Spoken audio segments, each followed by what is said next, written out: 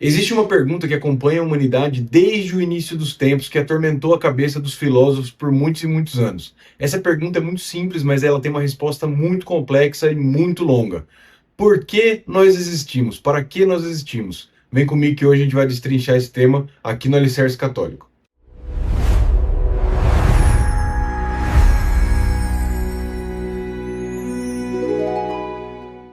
Salve Maria, irmãos católicos ou não, tudo bem com vocês? Meu nome é Henrique Gracindo, sejam muito bem-vindos ao Alicerce Católico e hoje nós vamos tratar de um tema muito interessante, muito bonito, né, que é o magnífico plano de Deus, né, como está no título aí, e a gente vai falar sobre essa pergunta que eu joguei no começo, que é uma pergunta que atormentou tantos filósofos, que atormentou tantas civilizações, que tantos impérios tentaram buscar resposta, tantas ideologias tentaram buscar a resposta e buscam até hoje a resposta para essa pergunta, né? Algumas ideologias. E hoje a gente vai falar sobre o porquê a gente existe. Por que a gente está aqui, né? Não é como a gente existe, nem nada disso. É por quê, qual a razão, o fim, a finalidade da nossa existência. Nenhuma conquista humana, nenhuma filosofia humana propriamente dita conseguiu apagar essa inquietação da alma humana da busca do porquê nós estamos aqui, para que nós estamos aqui. Foi justamente a Igreja Católica que trouxe essa visão, né? Trouxe essa justificativa ali mais plausível, mais palpável, né? Mais acessível. Foi a Igreja Católica que trouxe algo extraordinário, que é que a existência humana ela não é fruto do acaso, né? Então existe um plano transcendental, né? Um plano eterno. Um plano criado por Deus, pensado por Deus e criado por Deus antes da criação de tudo. Então, bora destrinchar esse tema aí hoje para a gente ver o que a gente consegue tirar dessa reflexão tão longa e tão demorada que é pensar sobre para que a gente existe. Então vamos lá, hoje para a gente entender esse tema, né, a gente tem que passar pela criação do universo, a criação do homem, a queda do homem, a promessa da salvação, para por fim chegar em Jesus Cristo, né, na eternidade, na igreja, na promessa, né, que foi feita por Jesus Cristo, que é Deus. Então a gente tem que passar por todos esses pontos aqui para explicar essa pergunta tão complicada. E a gente pode citar aqui no começo também Efésios 1:4, né, que diz que em Cristo ele nos escolheu antes da fundação do mundo. Então, o que significa isso, né? O que significa ele nos escolheu antes da fundação do mundo, né? Quer dizer que já existia Deus antes do mundo? Sim, claro, né? Deus existiu antes de tudo, né? Antes de tudo existir, Deus era, Deus é, né? Então Deus está transcende todos esses limites de tempo, de espaço, né? Como se já é de imaginar. A gente já sabe que Deus é onipotente, onipresente e onisciente. Né? Então, ele sabe de tudo, a todo tempo, em todos os lugares. E antes da criação do universo, Deus já era. Deus Pai, Deus Filho e Deus Espírito Santo já eram, né? A Santíssima Trindade. Inclusive, Deus, quando cria o universo, ele cria com palavras, ele cria com o verbo. Quem cria é Jesus, é o verbo. Né? Faça-se luz. Então ele fala e se cria por meio da palavra, por meio do verbo é criado, o verbo divino é Jesus. Então a ideia que o cristianismo traz pra gente aqui não é que Deus é uma energia impessoal, solta pelo universo, né, disposta ao acaso, não é nada disso. A gente põe aqui um ponto em Deus é eterno, Deus é perfeito e absoluto. É isso, Deus é a perfeição, ele é a eternidade e ele é absoluto. Vale lembrar, Deus é absoluto na sua trindade também. Né? Tem muita gente que separa aí, né? Existiu até muitos anos atrás uma heresia com Jesus e Deus, né? Como se Jesus estivesse abaixo de Deus. Não, é a Santíssima Trindade, Deus Pai, Deus Filho e Deus Espírito Santo. Todos são Deus e todos são um só. Difícil entender esse conceito, e a gente pode até fazer um vídeo posterior explicando esse conceito da Santíssima Trindade, mas tentem pensar num exemplo mais rápido que eu consigo pensar aqui para passar para vocês. Tentem pensar num quarto, num cômodo. Tá? Um cômodo ele tem, então, 3 dimensões. Você entende como funcionam essas 3 dimensões? Não, mas ela é uma só. A gente está aqui, 3 dimensões. A mesma coisa com a Santíssima Trindade. Na verdade, tudo que você for olhar tem, no princípio, é trino. Então, quase tudo que você for ver na biologia, na química, na nossa realidade, tudo no princípio é trino. O tempo é passado, presente e futuro. O espaço tem 3 dimensões. Enfim, aqui a gente pode levar os exemplos aos milhões, né? Mas, enfim, só para lembrar que quando a gente fala Deus aqui absoluto, a gente sempre está referenciando a Santíssima Trindade. Então vale aqui a gente lembrar que por que Deus criou o universo, né? Deus não criou o universo porque precisava de companhia.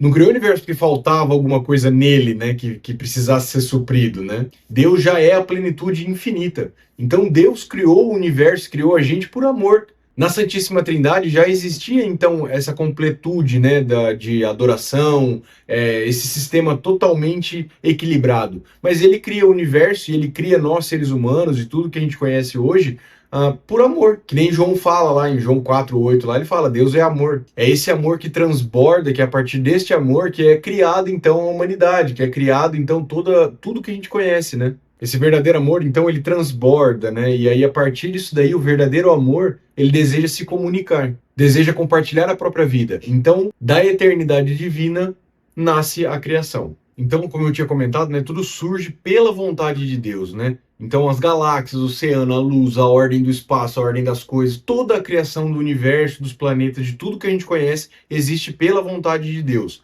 Lá no Catecismo, a gente vai encontrar aqui, lá no parágrafo 234, ó, Deus criou tudo pelo verbo e em vista do verbo. Isso significa que toda a criação ela já apontava para alguma coisa maior. Ela apontava para o protagonismo de Cristo em toda essa história. Então lembra sempre dessa máxima. Deus é e sempre foi, certo? Então Deus criou tudo, ele criou o homem peca e cai, condena sua alma. Deus promete a salvação.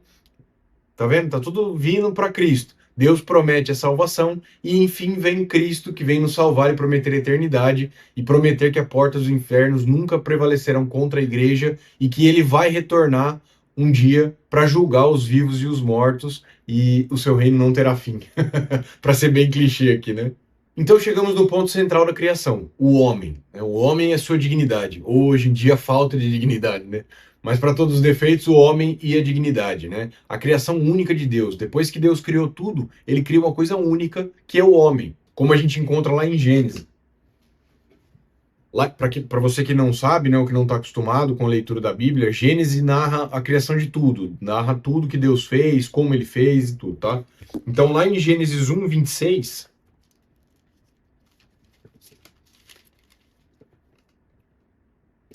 Então, aqui em Gênesis 1:26, né, a gente já está falando do sexto dia da criação, e aí Deus diz: Então, e por fim Deus disse: Façamos o homem à nossa imagem e semelhança, e presida o homem aos peixes do mar e às aves do céu, e aos animais selváticos e de toda a terra, e a todos os répteis que se movem sobre a terra. Vocês percebem aqui que Deus diz: Façamos o homem à nossa imagem e semelhança? Como assim façamos, né? Que estranho. Quem será esses outros dois entes da Santíssima Trindade, né? Isso mostra pra gente, então, que Deus cria pelo verbo e o verbo é Jesus, né? E o Espírito Santo estava agindo junto com eles. Então, essa é a criação. O Gênesis, então, mostra pra gente aqui que Deus criou o homem desse jeito. A partir do barro, né? E soprou a vida no homem e assim se deu toda a criação a partir daí. Vocês veem também que Deus coloca aqui no Gênesis a submissão dos animais ao homem, né? Qual o sentido dessa submissão aos homens, né, dos animais? Significa que a gente pensa. Os animais, eles têm instinto. Pode ser que algumas pessoas dizem que pensam e tal, mas os animais têm instinto. E o homem, ele não age por instinto. O homem, ele age pela razão. Deveria, né, agir pela razão. Ou seja, a gente pensa na nossa criação, a gente pensa na nossa existência, a gente pensa em como as coisas são, e a partir do nosso pensar é que a gente criou todas as coisas que foram criadas até hoje, né, pelo homem. Então, que a gente conseguiu entender que uma pedra rolava melhor se ela fosse redonda do que se ela fosse quadrada. A gente entendeu que quando caía um raio e pegava fogo, a gente podia cozinhar os alimentos ali, ou assar os alimentos ali no fogo, enfim. Tudo foi criado a partir do pensamento do homem. O homem busca razão, ele busca a eternidade, o homem busca o sentido das coisas, né? E apesar de todas as coisas materiais que o ser humano criou, existe uma inquietação no nosso coração e na nossa alma, né, sobre a busca, né, do conhecimento, e a gente não consegue preencher isso completamente, né? Santo Agostinho, ele pensou isso muitos séculos atrás, né? Vamos lá para Santo Agostinho, então. Então, Santo Agostinho disse assim: Nos fizeste para ti, Senhor, e inquieto está o nosso coração, enquanto não repousa em ti. Vale lembrar que Santo Agostinho, ele não era cristão até os 30 e poucos anos, né? Ele se converteu depois de muito tempo. Então, Santo Agostinho passou por todos os momentos da vida, por todos os momentos de dúvida, aflições, coisas do mundo, até achar a plenitude de Deus, né? A calmaria de Deus no coração dele. Então, aqui, essa frase de Santo Agostinho remete muito ao que o homem busca, né? Então, nos fizeste para ti, Senhor. Inquieto está o nosso coração enquanto não repousa em ti. Você pode ver, muitas vezes é uma pessoa que está inquieta com essa situação, que não vê Deus como última saída, ela vai continuar inquieta, ela não vai achar razão para isso. Que nem as pessoas do nada. O que acontece quando você morre? Nada. Poxa, nada. Sério. Tudo isso daqui é o acaso. É um grande acaso mágico esse, né? O homem, então, ele é chamado a participar da vida de Deus, né? Da vida eterna que Jesus nos prometeu, né?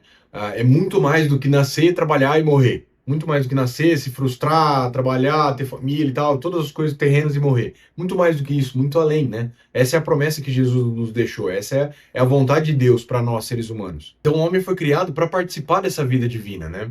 Mas aí uma coisa acontece: a queda do homem, o pecado original, né? A partir daí é que a gente vai começar a falar do porquê que, se a gente é criado para Deus, por que existe sofrimento? Por que existe pecado? Por que existe morte, violência, enfim, todos os males, né, que assolam o mundo hoje, principalmente. E a resposta para isso tudo está na queda. Então vamos falar um pouquinho sobre o pecado original, né?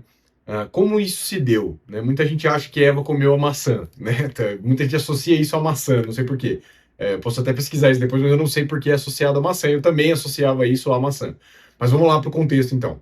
Deus criou o homem para ter harmonia, plenitude. Da costela do homem, ele criou a mulher que era sua semelhante, né? Porque o homem não se relacionava com nenhum dos outros animais porque não tinha um semelhante. Então ele cria a mulher. Beleza, e ali eles viviam em harmonia e tal. E Deus proibiu eles de comer apenas um fruto, que era o fruto da árvore do conhecimento do bem e do mal.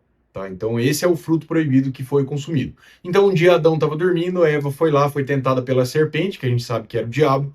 O diabo enganou ela com o papinho dele. Deus não quer que você coma desse fruto, porque se você comer, você vai ser como Deus. Então o diabo falou isso enganou Eva, dizendo que ela ia ser como Deus, ia saber todas as coisas que Deus sabe se ela comesse daquele fruto do bem e do mal. Então Eva, tentada pelo diabo, ela foi lá e comeu o fruto, e Adão também, por consequência, pecou junto com ela ali. Inclusive, vale lembrar que era para Adão estar cuidando dela. Era para ele estar cuidando de Eva nesse momento, ele estava dormindo. Então eles comem o fruto ali, do bem e do mal, e aí Deus aparece e eles se vestem, né? Eles percebem a própria nudez e se escondem disso, né? E se escondem de Deus, e ali Deus já sabia que eles haviam pecado, que eles haviam comido do fruto do bem e do mal. O que é esse fruto do bem e do mal? Significa que a igreja não quer, que Deus não quer que a gente saiba o que é bom e o que é ruim? Não é isso. Vou usar um exemplo prático aqui. A gente tem a mania de achar que sabe o que é bom e o que é ruim. Por exemplo, eu sei que é ruim um determinado pecado, uma determinada coisa que é pecado, ou alguma coisa que fira alguém. Eu sei que é ruim. E às vezes eu faço me justificando disso. A gente tem essa mania de querer dizer o que é bom e o que é ruim, de dizer o que é certo e o que é errado, né? Então às vezes eu estou me justificando disso. Isso é o pecado original. Isso é a inclinação do homem, que o homem desenvolveu a partir do pecado original. Então aqui o homem, ele quebra a comunhão com Deus, né? Ele quebra ali aquela confiança que Deus tinha. Mas Deus abandonou a humanidade? Não, Deus não abandona a gente, né? Esse inclusive é o pecado de Judas, é achar que o nosso pecado é maior do que a misericórdia divina, do que a misericórdia de Deus. Deus nos ama, ele não quer sofrimento pra gente. A partir desse momento ali então do pecado, começa a entrar situações de sofrimento na vida do homem, né? Na humanidade em si. Que é a partir daí que surgem os anátemas, né? O anátema do homem e da mulher, né? O anátema do homem seria que ele, então, pelo suor do seu rosto que viria o seu sustento, né? Então o homem estava destinado a trabalhar e a mulher de sofrer as dores do parto, por exemplo. Esses são anátemas que não existiam antes. Então você vê como é que era, né? Lá no começo, lá quando tinha só Adão e Eva, era um mandamento que eles tinham. Eles não podiam comer do fruto do bem e do mal. E o diabo foi atentar eles, e hoje a gente tem 10 mandamentos. Brincadeiras à parte, então foi nesse momento que a gente quebrou a relação ali, né, a confiança. Mas Deus não abandonou a gente, porque Deus é amor. E é a partir dessa queda, a partir desse amor divino, que surge a história mais bonita da humanidade, que é a história da redenção humana. Então, desde a queda, desde o que aconteceu, Deus vem preparando, ele faz as promessas para o homem, e ele vem preparando toda a história para a vinda do Messias. Então, ao longo dos séculos, Deus vai preparando o seu povo, né? Então, a gente já sabe as linhagens, né? Hoje a gente já sabe. Então, o povo de Abraão, Isaac, Jacó, por exemplo, a linhagem, né? Deus vem preparando o seu povo. Abraão, Moisés, os reis, os profetas. Ele vem preparando todo mundo para a vinda do Messias, que viria redimir o pecado original do mundo. É o cordeiro, o sacrifício divino que viria para reparar o pecado cometido pelo homem. Para entender um pouco melhor essa questão de reparação e do porquê que Jesus precisava vir, né? Se Deus é tão misericordioso, por que ele mesmo teria que se encarnar e sofrer isso por nós? Vamos ao conceito de pecado, por exemplo. Quando eu peco contra os 10 mandamentos, por exemplo, eu tenho uma inimizade com Deus. Eu estou em inimizade com Deus. Ele me falou para seguir esses 10 e eu não segui alguns ou um, enfim, não segui todos. Eu não estou seguindo aqueles mandamentos, eu estou numa inimizade com Deus por minha escolha. Né? Isso tudo é o livre arbítrio. É por minha escolha que eu estou me afastando. Se eu roubo, por exemplo, um celular de alguém, o certo, quando bate a consciência, o certo seria eu reparar isso. Como eu reparo isso? Eu devolvo o celular à pessoa, seja assim com dinheiro, com celular, enfim. Eu reparo isso de algum jeito, né? Isso é uma ofensa. Eu ofendi uma pessoa, no caso de roubar um celular, ou mesmo de ofender, eu tenho que ir lá pedir desculpa, ou eu tenho que ir lá e devolver o celular, ou ir lá e devolver o dinheiro, enfim. E quando se trata de Deus, essa ofensa, essa inimizade que eu estou fazendo com Deus, e quando se trata de Deus, como eu vou reparar uma coisa desse tamanho? Então o homem ofendeu a divindade de Deus. Ele se afastou e ofendeu a divindade de Deus. Então, para eu ressarcir essa inimizade, tem que ser alguma coisa divina. Não tem nada que o humano possa fazer por mãos humanas para restituir essa ofensa. Então, o que Deus faz? Pela misericórdia e bondade de Deus, ele se encarna, né, em Jesus Cristo, ele se encarna, né, na humanidade, e ele vem para que ele pague. Então, quem que é o famoso dilema, né? Como que você paga o divino se você não é divino? Só se o divino vier e pagar por você. Então é isso que aconteceu. Deus se encarnou para que a gente seja redimido do pecado original, da ofensa grande que a gente fez contra Deus. Então, na plenitude dos tempos, o impossível acontece, que é a vinda de Jesus Cristo. E isso tudo é narrado. Se você olhar o Antigo Testamento, por exemplo, que era os livros que os judeus também usavam, e a história dos judeus é toda assim, eles vieram preparando o terreno para que Jesus chegasse, para a vinda do Messias. Então os profetas vinham falando, o povo vinha seguindo, né, os mandamentos de Deus, conforme ele foi escolhendo seus escolhidos ali e direcionando a humanidade para a vinda do Messias. E é aqui que o autor entra na história, né? Eu gosto de encarar assim, o autor entra na história. Tem uma passagem muito linda lá em João, que todo mundo já escutou isso, mas eu acho muito bonito. Toda vez que eu leio ali, eu me arrepio, que é lá em João 1,14, né? E o verbo se fez carne e habitou entre nós. Vocês veem que o cristianismo ele não começa com uma ideia, com uma ideologia, com uma coisa abstrata. Ele vem de uma pessoa, né? Jesus Cristo. Inclusive a gente usa Cristo como se fosse o sobrenome de Jesus, né? Não é? Jesus é o Cristo, ele é o Messias, né? O Cristo significa isso. Então aqui onde o Criador, ele entra, ele assume a criação, né? O eterno, ele assume o tempo. E na encarnação, Deus assume a nossa humanidade. Então ele precisou se fazer carne, se fazer humano, para que sim seja pago a altura, a ofensa que a gente tinha feito, né? Então a redenção vem a partir de Jesus Cristo, né? Maria Santíssima, Mãe de Deus, deu à luz a Deus, ela deu à luz a Jesus. Jesus veio humano como nós, ele era 100% homem e 100% Deus. Então isso que a gente tem que entender também. Jesus sofreu sim as mesmas coisas que a gente sofreu. Muita gente pergunta, né? Eu também tinha essa dúvida. Será que Deus, quando era criança, por exemplo, quando ele era bebê, ele já sabia de tudo? Ele sabia de tudo que ele precisava saber, mas ele precisou aprender sim as coisas da humanidade. Ele precisou aprender a andar, aprender a falar, aprender como todos nós. Afinal de contas, ele era 100% homem e 100% Deus. A gente tem uma lacuna de espaço na Bíblia, né, da história de Jesus. A gente sabe Jesus criança ali quando ele é perdido no templo, quando ele é perdido, ele é achado por Maria e José no templo, ensinando os doutores da igreja, né? E aí depois a gente tem uma lacuna até a vida pública de Jesus, que é quando ele é batizado lá por João Batista. Então a gente tem essa lacuna ali da adolescência, de Jesus e tal, mas a gente sabe que Jesus foi um homem que veio, foi Deus que se encarnou, e ele veio e ele era 100% homem, 100% Deus. Então ele precisou aprender tudo que era humano e já sabendo tudo que é divino. Então tudo isso foi preparado, né? E na cruz Deus assume o nosso sofrimento humano. A gente vê ele lá na quinta-feira, antes da última ceia, ele sua sangue, né, lá no Getsemane, ele veio para assumir realmente a humanidade, ele veio para sofrer junto com a gente, né?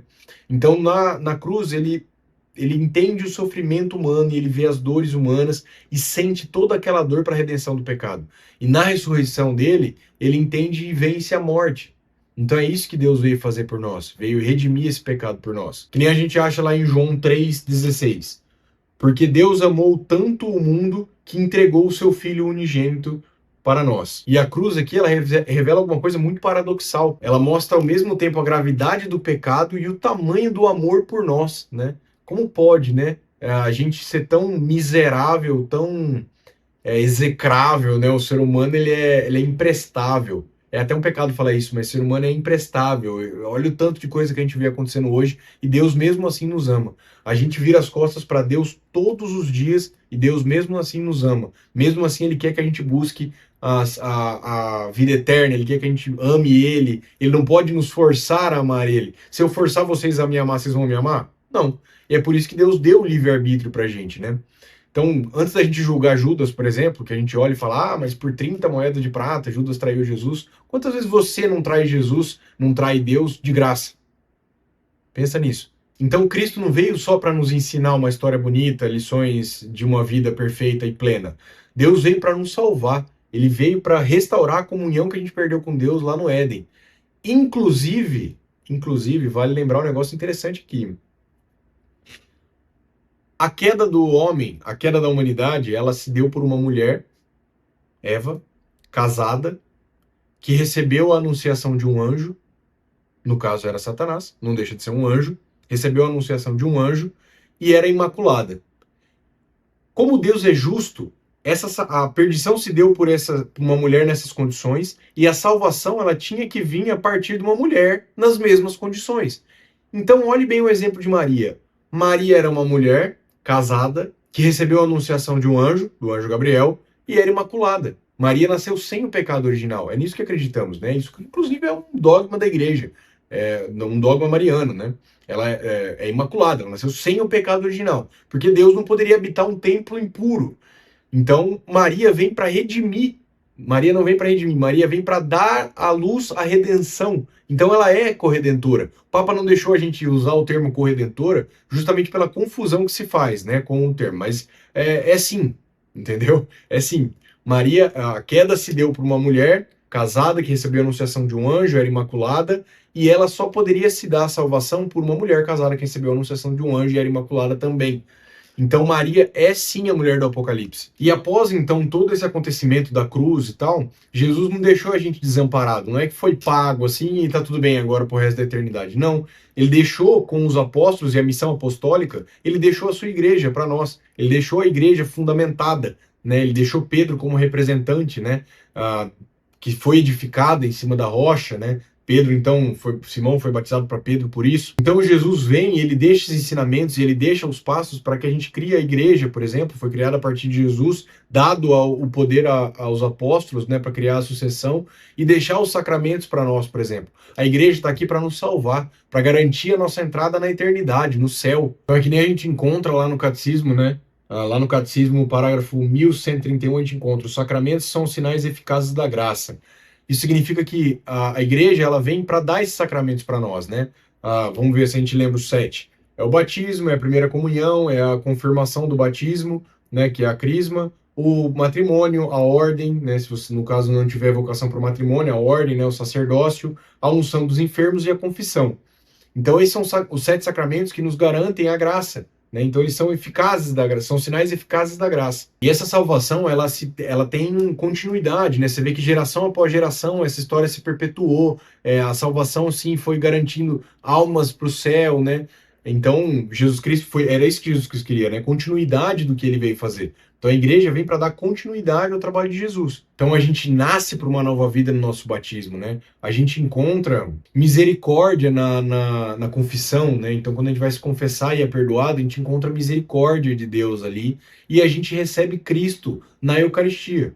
Então a presença real de Cristo na Eucaristia é fundamental que a gente tenha isso intrínseco na nossa cabeça, que Jesus Cristo está ali, não é só pão, é a carne. Né? Quem não comer da carne do Filho do Homem não herdará o reino dos céus. Essa foi a promessa que Jesus Cristo nos deixou também. E que nem eu falei, né? Geração em geração isso foi vindo para que a gente garanta esse lugar no céu dentro da própria história de cada pessoa. Então cada pessoa tem o seu caminho, cada pessoa tem o seu momento sombrio, né? O deserto. A conversão é linda quando você se converte, você quer falar para todo mundo e tal, mas vem sim o deserto, vem sim a tentação, né? Nós não somos perfeitos, estamos muito longe de ser, e a gente só alcança a plenitude da santificação perto da igreja, perto de Cristo, né? Esse é o chamado à santificação. Que nem todo mundo pensa assim, mas o santo ele é uma pessoa muito distante, né, da gente. Não é. Todos nós somos chamados à santificação, né? O que é você estar em estado de graça, você morrer em estado de graça? É um jeito de santificar. O que é eu fazer o meu trabalho da maneira mais honesta possível? É uma maneira de santificação também. Então vocês podem ver que tudo isso caminha para um destino final, que é a vida eterna, né? Um dia Jesus vai voltar e ele vai julgar os vivos e os mortos. Então, é o que detalha em Apocalipse lá, por exemplo. Então, a gente já está no time vencedor. Quando a gente está seguindo a igreja, seguindo a Cristo, a gente já está no time vencedor. Não adianta você estar do outro lado. Aquele outro lado é perdedor para a eternidade. A gente já sabe disso, já está escrito, já era. Não tem como eles ganharem, não tem como eles vencerem. A promessa de Cristo foi que as portas do inferno nunca prevalecerão contra essa igreja que ele criou. Então, se um dia as portas do inferno prevalecerem, significa que Jesus estava mentindo. Isso é impossível. Jesus era Deus. Então é nisso que a gente tem que se agarrar. Quando a gente chega perto dos sacramentos, a nossa vida só tende a melhorar. É claro que tem o deserto e tudo, mas só tende a melhorar. Até as coisas ruins que acontecem na nossa vida, a gente tem que dar graças a Deus. Então, quando eu digo que até nas coisas ruins a gente tem que dar graças a Deus, é igual na história de Jó. Eu adoro usar esse exemplo, porque é literalmente o que a gente precisava fazer, o que a gente precisava ter em mente quando a gente pensa nas coisas ruins que acontecem na nossa vida. Lá em Jó, capítulo 20, então levantou-se Jó, rasgou as suas... Só para contextualizar vocês, então, Jó, o diabo tirou tudo de Jó, com permissão de Deus. Não podia tirar a sua vida, mas tirou tudo. Tirou os filhos, terras, dinheiro. Jó era um cara muito próspero e muito fiel a Deus. Nessa circunstância aqui, o Jó já estava cometido por uma doença, ele já estava com lepra. Eu não lembro se era lepra, mas acho que era. Mas aí aquilo coçava muito. Inclusive tem uma passagem que ele quebra um vaso de cerâmica só para se coçar, de tanto que aquilo coçava. E ele continuou sendo temente a Deus. Veja lá o que acontece com Jó. Então levantou-se Jó, rasgou suas vestes e rapou a cabeça. Depois prostrou-se por terra e adorou o Senhor e disse: Nu saí do ventre de minha mãe e nu retornarei para lá, para o seio da terra. O Senhor me deu e o Senhor tirou. Como foi do agrado do Senhor, assim sucedeu. Bendito seja o nome do Senhor. Ou seja, Deus deu e Deus tirou, bendito seja o seu nome. As coisas boas e as coisas ruins que acontecem na nossa vida, a gente tem sim que dar glórias a Deus, a gente tem que dar graças a Deus que essas coisas aconteceram. Tudo acontece pela misericórdia, pela eterna misericórdia de Deus. Então é isso, toda a existência humana, ela aponta para esse além, né, para algo além desse mundo. É por isso que todo mundo tem essa inquietação do que acontece depois que a gente morre e tal. Ninguém sabe, ninguém voltou para dizer pra gente o que acontece, né? Porque o objetivo final da vida não é apenas sobreviver, não é acumular experiências, acumular bens materiais, acumular tudo que é mundano, mundo. Não é isso. É participar da... Eita. É participar eternamente na vida de Deus. Lá em João 11:25, por exemplo, a gente encontra: Eu sou a ressurreição e a vida. Né? A gente só acha a vida e ressurreição em Cristo, em Deus. E aqui é onde a igreja anuncia pra gente que a morte não é o fim. Né? Que nem as pessoas que acreditam no nada, que eu falei: a gente morre e tudo bem. Nada. Não acontece nada. Não é possível, entendeu? Não acontece nada. Aqui a igreja vem nos ensinar que existe uma vida eterna. Então, assim, quando você pensar em cometer um pecado mortal, por exemplo, ou qualquer pecado grave, de livre e espontânea vontade, pensa se vale a tua salvação, se vale a vida eterna. É a eternidade que a gente está falando, não são 80 anos vividos aqui no mundo, né? Vamos supor que você viva muito, você vive 100 anos. Não são 100 anos vividos aqui nesse mundo, é a eternidade. Eternidade. Quanto mais rápido você entender esse conceito de eternidade, mais você vai querer buscar a igreja, buscar salvação e buscar participar dessa eternidade. Porque a gente é convidado a participar dela e muitas vezes a gente escolhe não participar. Em Apocalipse 21:3, por exemplo, diz que Deus habitará com eles, nós, na vida eterna. Então a gente vai estar perto da glória de Deus, a gente vai estar lá. Eternamente. Eternamente. Então, no fim dessa história, Deus vai restaurar a comunhão que a gente tinha com eles, que foi perdida pelo pecado original. E não haverá mais sofrimento, não haverá mais morte, não haverá mais separação. A gente vai estar todo mundo em comunhão com Deus, participando dessa eternidade divina. O catecismo também vai ensinar a gente isso, né? Lá no parágrafo 1023, a gente encontra: os que morrem na graça vivem para sempre com Cristo. Então, depois disso, o coração humano, ele encontrará realmente a resposta por aquilo que ele sempre buscou: a eterna comunhão com Deus. Bom, então a gente percebe, né, que toda a história da humanidade, ela possui uma direção, né? Então, como eu falei, o homem foi criado por amor, o homem foi criado por Deus por amor, ele foi ferido pelo pecado, ele foi resgatado por Cristo, santificado pela igreja. e ele é chamado para a eternidade de Deus, né? Nada disso é por acaso. A nossa existência não é um acidente cósmico, não é uma coisa que, simplesmente aconteceu e tal. A gente tem um propósito. Esse é o plano de Deus, esse é o magnífico plano de Deus para nós. Esse é o propósito que Deus quer na nossa vida. Que a gente se aproxime dos sacramentos, que a gente se aproxime da igreja, se aproxime de Cristo, né? Que é se aproximar de Deus, para que a gente viva uma vida plena aqui, que a gente consiga garantir a nossa vida eterna. Esse é o para quê, esse é o porquê. Porque se você perguntar por que você faz tudo que você faz, para garantir que eu e minha família vá para o céu, por exemplo. No sim do matrimônio, você assume isso com a sua esposa, né? Vocês são uma só carne. E no seu sim, você está garantindo a salvação dela. Então você precisa viver para que ela seja salva. Você precisa ensinar e guiar para que ela seja salva. E vice-versa. Ela precisa viver para te salvar. Se você, no caso, se você está escutando for homem, né? Ela precisa viver para te salvar. Vocês dois juntos vão garantir a vida eterna e santificar a vida dos seus filhos também, né? Então é por isso que um casal cristão, por exemplo, ele tende a ter mais filhos, ou deveria tender a ter mais filhos. Por isso que nós somos abertos à vida. Por isso que nós não podemos usar anticoncepcional, camisinha, nada, nenhum desses métodos abortivos e contraceptivos. Porque a gente cria filhos não para esse mundo, a gente cria filhos para a eternidade, para o céu, para participar da eternidade, da criação. Padre Paulo Ricardo uma vez falou uma coisa muito interessante, tocou muito no meu coração isso, no meu e da minha esposa, né? Ele fala assim, imagina só quando você morrer, você chegar lá na frente de Deus e ele te mostrar todos os tronos dos filhos que ele tinha preparado para você e que você não se abriu para receber. Essa é uma dura realidade, dura realidade. Quando a gente tem medo, por exemplo, de ter muitos filhos, de não conseguir cuidar e tal, claro que tem que ter responsabilidade nisso, um plano familiar, a igreja até incentiva que você tenha esse plano familiar. Mas a gente nunca pode deixar de depender da providência divina. Deus provê. Isso é importante botar isso no norte da nossa vida. Sempre que a gente se desesperar, se frustrar, achar que está fora do trilho demais, que não tem salvação, lembra do plano de Deus. Ele provê, ele quer o caminho. Ele é o caminho. Ele quer que a gente siga o caminho. Ponto. Eu queria encerrar aqui com uma citação de Romanos 11:36. Romanos 11:36 a gente acha, pois dele, por ele e para ele são todas as coisas. Então tudo que a gente faz na nossa vida tem que ter Deus como finalidade. Tem que ter Deus como motivo último de tudo que a gente faz. Porque é tudo por ele, é tudo para ele. Nós somos miseráveis e ele nos ama. Ele quer que a gente participe. Ele criou a gente para isso. É isso então, pessoal. Eu acho que o plano de Deus foi bem explicado, né? Na verdade, a gente tenta explicar o plano de Deus, porque nem a gente sabe qual é o plano de Deus para a nossa vida. A gente tem que confiar. A única certeza que a gente tem é que a gente tem que confiar na eternidade, a gente tem que confiar nos ensinamentos de Jesus Cristo para viver a nossa vida em plenitude. Tá certo? Então, pessoal, é isso. Se esse vídeo te ajudou a entender um pouquinho melhor sobre o plano de Deus, entender um pouquinho melhor sobre a salvação, se você gostou do conteúdo? Curte, comenta, compartilha com algum amigo seu que queira saber mais sobre isso, sobre o plano, que esteja passando por uma dificuldade, até mesmo você pode estar passando. Lembre-se de edificar a sua vida na rocha, né? Construa a sua vida na rocha de Cristo, né? Vá atrás dos seus sacramentos, vá atrás de entrar em estado de graça, tá? É assim que a gente garante a nossa salvação, beleza? Então que Deus conduza a nossa inteligência à verdade e o nosso coração à santidade. Fiquem com Deus, até o próximo vídeo.